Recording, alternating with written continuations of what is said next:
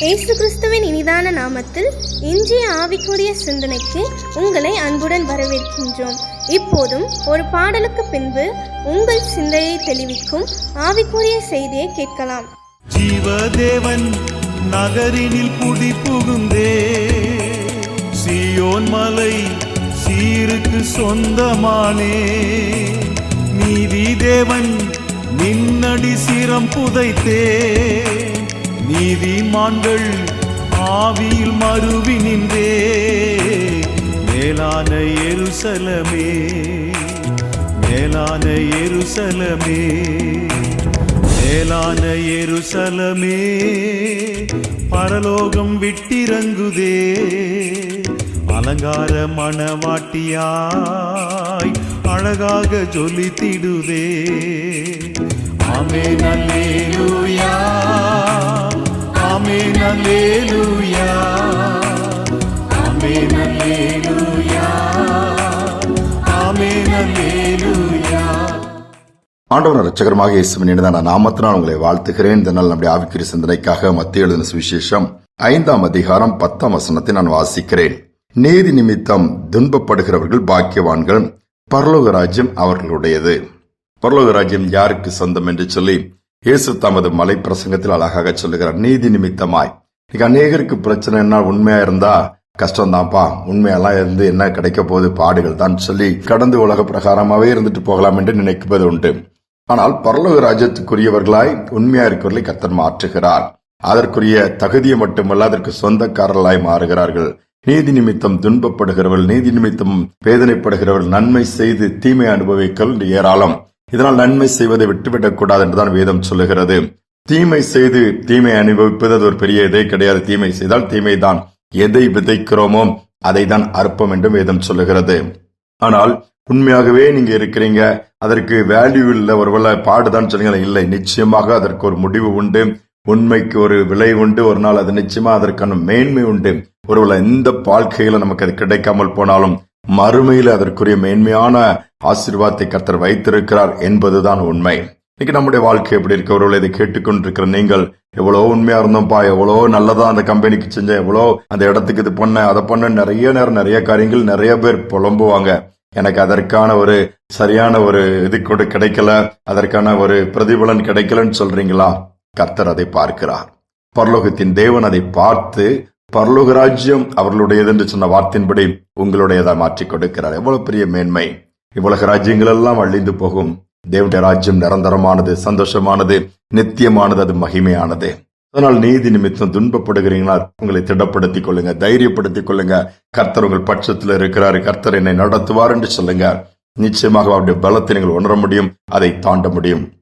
1948ஆம் ஆண்டு ரஷ்யாவில் பல்கேரியாவை சேர்ந்த கார்லன் பாப்போ என்கிற ஒரு திருச்சபையின் போதகர் கைது செய்யப்படுகிறார். அவர் ரகசியமாக அந்த சபையை நடத்தி வருகிறார். அவரை கைது செய்து சிறைச்சாலையில் போட்டு விசாரிக்கிறார்கள். சரியான ஆகாரம் கொடுக்காமல் துன்பப்படுத்தப்படுகிறார். அவர் தவறு செய்யவில்லை என்பதை அவர்கள் அறிந்திருந்தும் அவரை அந்த அளவு பாடுபடுத்துகிறார்கள். அவர் ஒரு ஒற்றன் அல்லது உளவாளியாக இருக்கிறார் என்று சொல்லி ஒரு பொய் குற்றச்சாட்டு. அவர் அதை செய்யவில்லை. தேசத்துக்கு விரோதமாக எதுவும் ஈடுபடவில்லை, துரோகம் பண்ணவில்லை.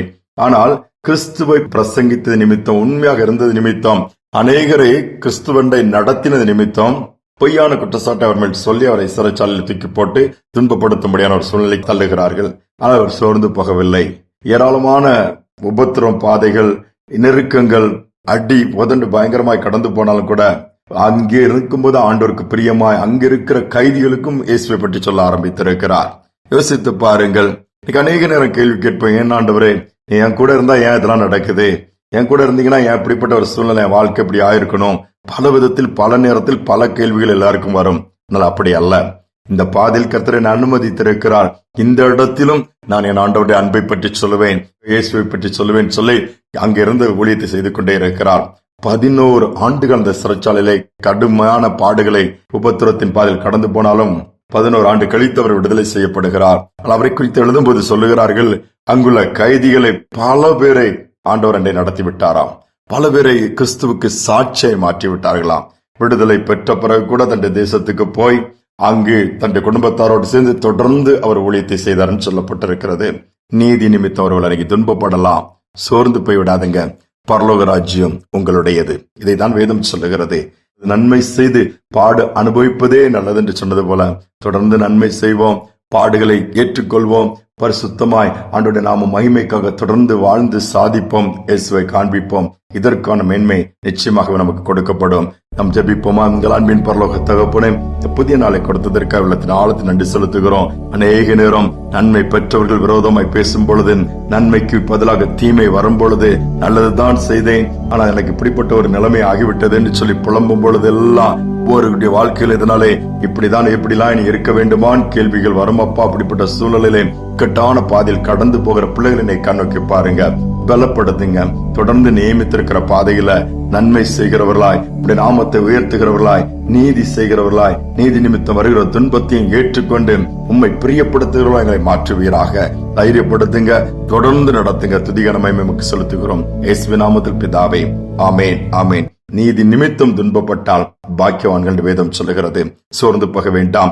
உலகம் ஒருவேளை பைத்தியக்காரர்கள் என்று சொல்லும், ஆனால் தேவன் பாக்கியவான்கள், பரலோக ராஜ்யம் அப்படிப்பட்டவர்களுடையது என்று சொன்ன வார்த்தையின்படியே நிச்சயமாக நமக்கு செய்வார். இந்த சிந்தனையோடு இந்த நாளை தொடருவோம். மீண்டுமாய் நாளை தினம் சந்திப்போம்.